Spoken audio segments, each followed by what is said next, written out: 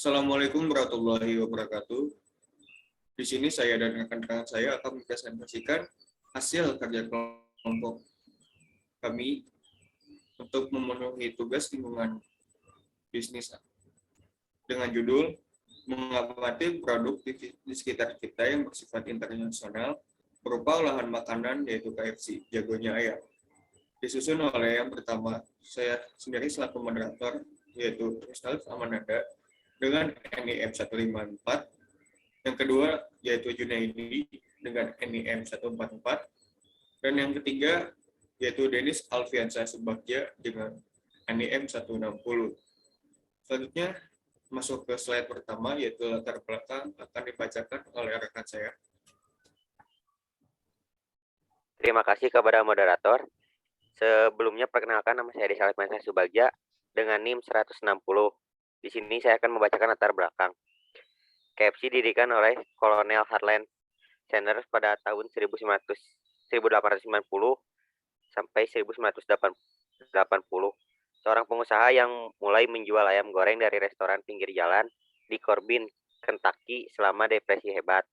Sanders mengidentifikasikan potensi konsep waralaba restoran dan waralaba Kentucky Fried Chicken.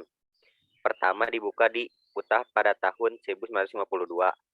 KFC mempopulerkan ayam di industri makanan cepat saji, diversifikasikan pasar dengan menantang dominasi yang mapan dari hamburger dengan menyebut dirinya sebagai Kolonel Sanders. Harlan menjadi tokoh terkemuka sejarah budaya Amerika dan citranya tetap banyak digunakan dalam pemikiran KFC hingga hari ini. Namun, ekspansi perusahaan yang cepat melebihi Sanders yang sudah tua dan dia menjualnya kepada sekelompok investor yang dipimpin oleh John Y. Brown Jr. dan Jack C. Massey pada tahun 1964. Produk asli KFC adalah potongan ayam goreng tekanan dibumbui dengan resep Sanders dari 11 bumbu dan rempah-rempah. Konstituen resep adalah rahasia dagang sebagai besar ayam goreng disajikan dalam karton atau ember yang telah menjadi fitur rantai sejak pertama kali diperkenalkan oleh Francis Pat Harmon pada tahun 1957. Sejak awal 1950-an, KFC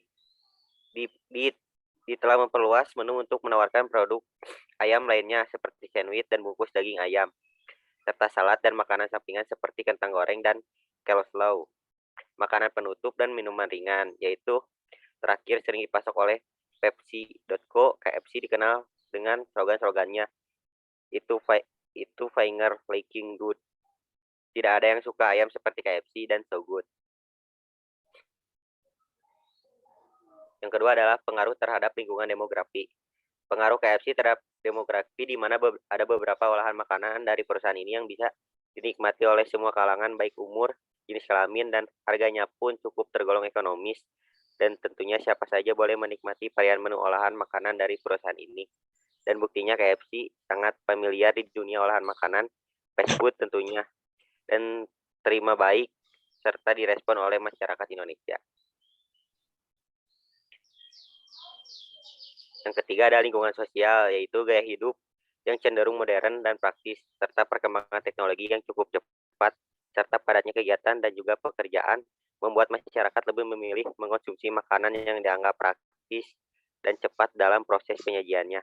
Oleh karena itu, makanan cepat saji pun akhirnya menjadi alternatif pilihan karena penyajian yang sangat praktis serta memiliki rasa yang enak dan harga yang terjangkau bagi banyak orang. Selanjutnya akan dilanjutkan oleh rekan saya. Baik, terima kasih. Izin memperkenalkan diri. Perkenalkan, nama saya Junaidi dengan NIM 144. Di sini saya akan mempresentasikan lingkungan budaya. Restoran makanan cepat saji ikut mempengaruhi tingkat konsumsi masyarakat kota di Indonesia. Hasil survei yang dilakukan oleh Nielsen pada tahun 2008 menghasilkan data bahwa sebesar 69% masyarakat kota di Indonesia mengonsumsi makanan cepat saji.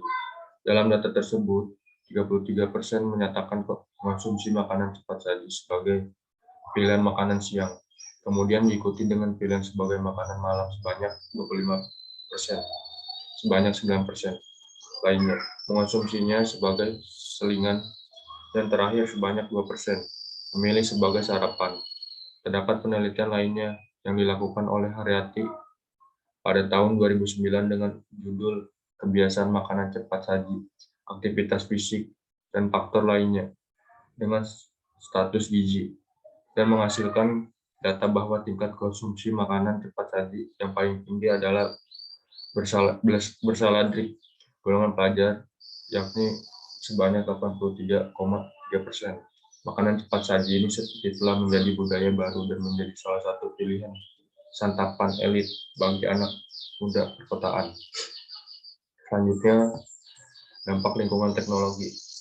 KFC bekerja sama dengan laboratorium penelitian 3D Bioprinting Solution untuk menghadirkan sebuah restoran masa depan. Gagasan untuk membuat daging ayam mereka ini sendiri muncul seiring populernya gaya hidup sehat di kalangan masyarakat, serta kebutuhan mengembangkan metode produksi makanan yang lebih ramah lingkungan. Nantinya daging ayam ini akan dibuat semirip mungkin dengan produk asli KFC, serta lebih ramah lingkungan ketimbang ketika menghasilkan daging ayam biasa. Dalam proses pembuatannya, 3D Bioprinting Solution akan menghasilkan sel-sel ayam dan juga bahan tanaman yang memungkinkannya untuk menghasilkan rasa dan tekstur daging semirip mungkin dengan aslinya. Baik, selanjutnya akan saya kembalikan kepada moderator saya sendiri dan juga akan mempresentasikannya.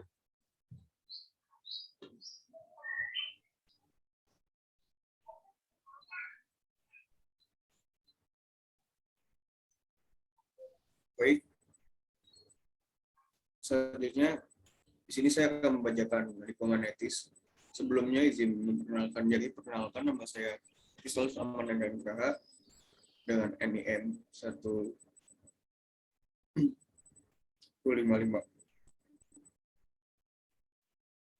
Lingkungan etis dikarenakan masyarakat Indonesia mayoritasnya beragama Islam. KFC melakukan negosiasi dengan pihak terkait, dalam hal ini Majelis Ulama Indonesia atau MUI, dapat berupaya memberikan produk yang halal kepada konsumen Indonesia. Selama tahun 2012, Departemen QA menjadi koordinator dalam audit sistem jaminan halal SJH. Pada 29 Maret 2012, perseroan mendapatkan status sistem jaminan halal dengan nilai A untuk kedua kalinya. Dukungan manajemen yang besar terhadap kelanjutan status halal restoran menjadi nilai tambah KFC Indonesia di tengah persaingan industri restoran cepat saji yang semakin besar. Saat ini, perseroan yang sedang melakukan proses perpanjangan sertifikat halal dari LPPOM MUI yang akan berakhir pada 8 Februari 2013. Sertifikat halal telah dimiliki oleh perseroan sejak tahun 1995. Yang kedua adalah strategi bila saya menjadi manajer. Saya akan mengusahakan setiap minggunya untuk mengadakan satu promosi pemasaran dengan memberikan potongan harga di setiap pembelian produk dalam kemasan per paket, agar semua kalangan sanggup dan tertarik membeli produk ini, serta akan terus meluncurkan terobosan baru di setiap bulannya dengan cita rasa yang lebih baik dengan memanfaatkan teknologi, baik itu dalam transaksi online maupun offline. Dan juga akan memberikan bonus mainan di setiap pembelian untuk menu per paket bagi golongan yang sudah berkeluarga atau konsumen anak-anak. Baik, cukup sekian presentasi dari kelompok saya. Mohon maaf bila ada kekurangan, baik dalam ucapan maupun dalam hal materi presentasi ini. Saya tutup. Wabillahi taufiq wal hidayah. Wassalamualaikum warahmatullahi wabarakatuh. Sekian, terima kasih.